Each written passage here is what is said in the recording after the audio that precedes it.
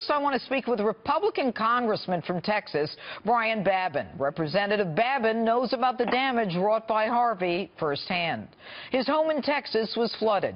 Congressman, thanks for joining us. Oh, it's great to be with you, Judge. Dire circumstances over here, but we're going to get through this. Well, you know, if I know anything about Texans, I know that you're going to get through it. I know you're going to work together. You people are hardworking people in Texas. I know that you don't want to be someone who is taken care of. You people take care of yourselves and your family and your friends. But I must tell you, Congressman, and I'll talk about this a little later in the show, my family lost our home in a flood. And so I know the havoc and the devastation. How are you and your family dealing with this? What, if anything, is lost in your home, or is your home lost totally? No, my home was not flooded. We had waters around it, but let me tell you something. Thousands and thousands of our constituents have lost their homes.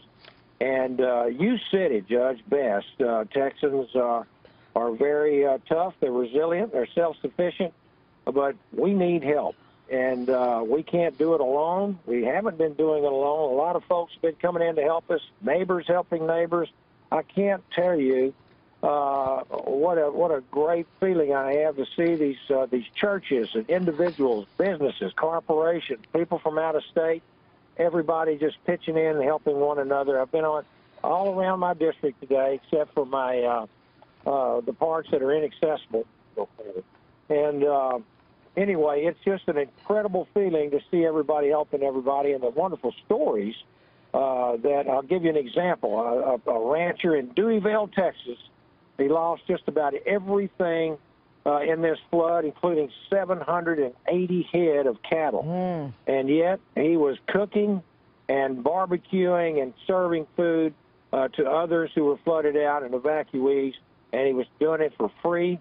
And these are the kind of people that we need to come in and help, and that's why I think that I'm so happy that Donald Trump has suggested this $8 billion initial package, and we're going to be working on that this week. Well, and I'm more than happy, and I hope my colleagues will help us get through this. Let's talk about that, Congressman. You know, Senator Cruz wasn't too happy to help us New Yorkers out and New Jerseyites out when Sandy hit. How do you think that's going to play when he is seeking money, and the president as well, for the people of Texas?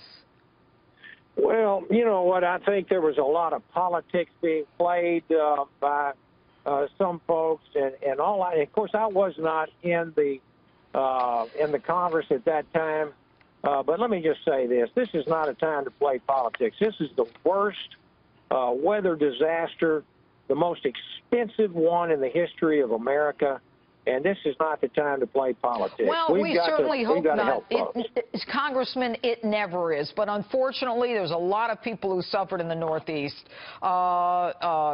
during some of our hurricanes. But let's hope that everyone remembers the importance of coming together. And, you know, Congressman, you referenced someone who lost X number of head of cattle. Do you worry about disease, mosquitoes, E. coli, people not having access to fresh water, food, you know, grocery stores being flooded? How are you guys dealing with that? We're dealing with it with helicopters. I mean, I personally delivered a huge load of food and supplies to several areas that were stricken in my district. Even today in Newton County and also in Orange County, but we're dealing with it. And let me tell you something: the private donations, the churches, the individuals that are coming over and helping others. As I said, even some of our first responders lost their homes as well. They're still out rescuing people.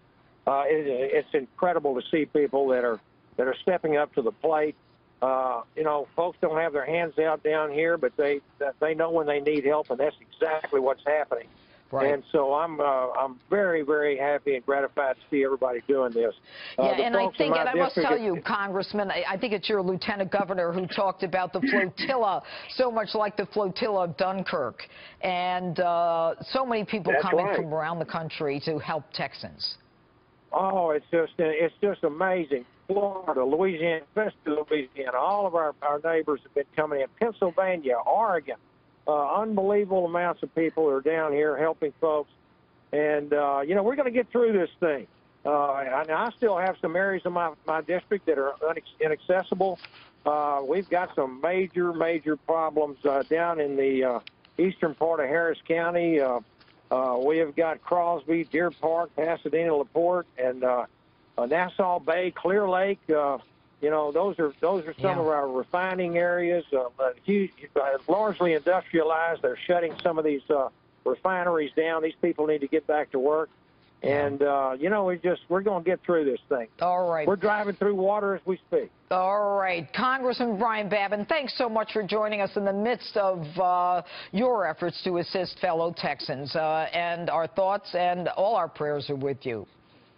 Thank you, Judge. God bless. All right.